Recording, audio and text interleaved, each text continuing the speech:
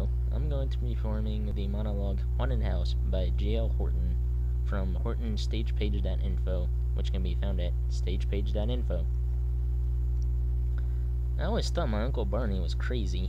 His family home is one of those old Edward Gorey type Victorians, and every Halloween since I was a kid, he's turned it into a haunted house. I mean, when I was a kid, I didn't think much about it. Halloween? I was the kind of kid who could take it or leave it. Trick-or-treating was okay, but not my favorite thing.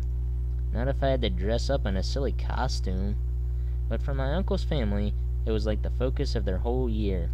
The home was these long corridors that they line with black cloth, and every door opens onto a scary scene. Very artistic. Very professional. Very much an insane amount of hard work. But just mind-boggling how top-notch he got his effects. Really top-notch. Like last year, I took my kids to the haunted house in the next town over. One of these officially town-sponsored things. Fundraising for the Boy Scouts. That town does it in a derelict property, so they have the whole place to work in, and unlike my uncle's family, they don't have to try to figure out how to live in it at the same time. Plus, professionals donate their goods and services. Some kind of a tax break thing. No one really knows. But it's a big nothing. Compared to my uncle's, it's the paint-by-numbers haunted house, while my uncle's is the real thing. People come from miles around for the experience. The police send an officer to direct traffic. Gives you goosebumps going through. Suppose Uncle Barney's put a lot of thought into it. Tried things out gradually. Getting it to where it's really, really scary.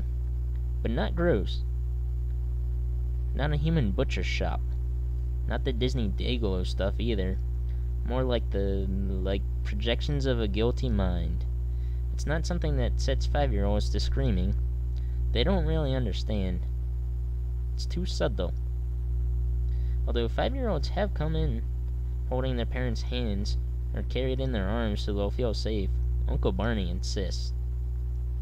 But if you're the parent who's holding your kid, keeping her safe, whispering it's just pretend, you come out shaken.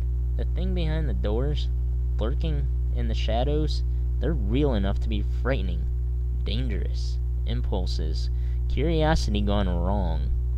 Natural fears, simple as spiders, are inevitable, like death and decay.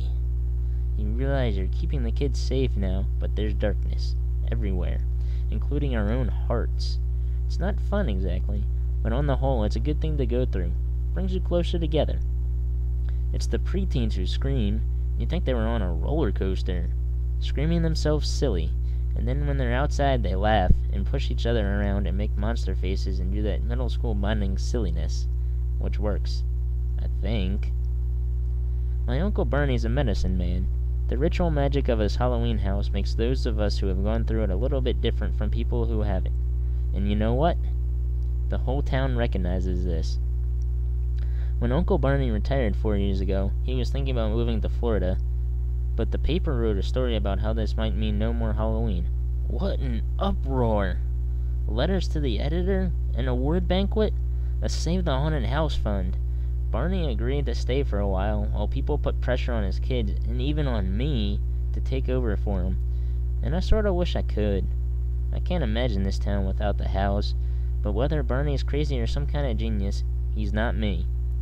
I'm the kind that can take it or leave it, not the kind who makes it happen.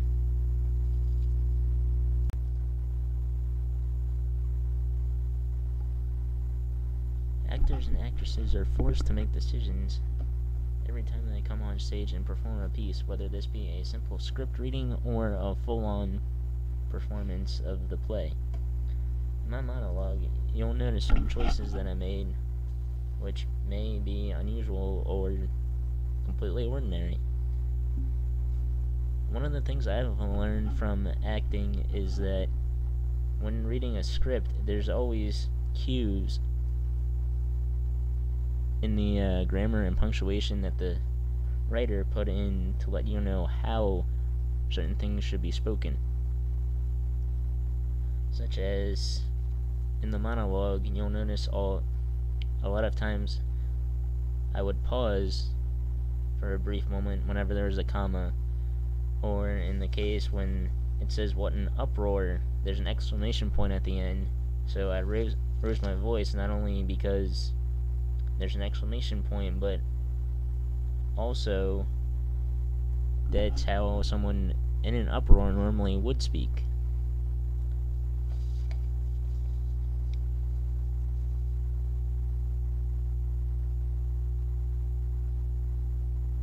Some and other times there wasn't really a cue in the grammar punctuation for a change in the way I spoke, but I just felt it was necessary. Such as the word very, whenever it appeared, seemed like it was a good time to pause. Also, when there's a question mark or the word, I think confused, appeared in the monologue one time, there was a little bit of hesitation and surprise in my voice.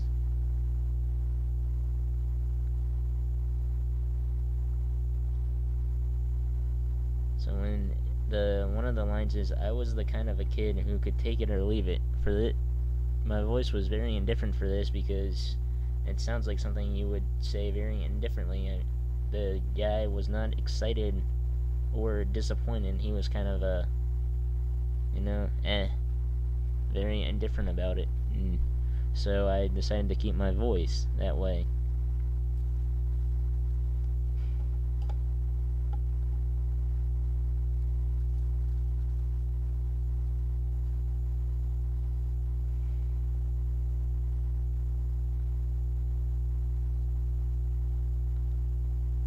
The one thing I found hard to make decisions about was this second paragraph, especially the part where it talks about the haunted house and the next town over.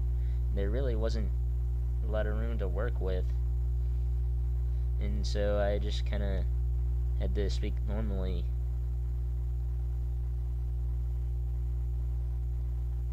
Except for the part where it says, plus professionals donate their goods and services, some kind of a tax break thing. When he says some kind, that to me means that there should be a kind of uncertainty in your voice. And I think I pronounced it like some kind of a tax break thing.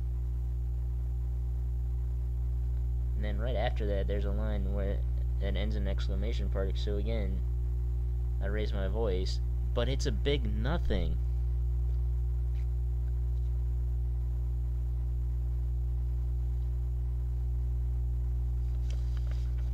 Most of my eye movements were due to just looking at the script. I read over it a couple times, but it still was pretty hard to know where I was going with it and get the cues in my voice without looking at the script. So you'll see a lot of eye movement when I'm reading the monologue.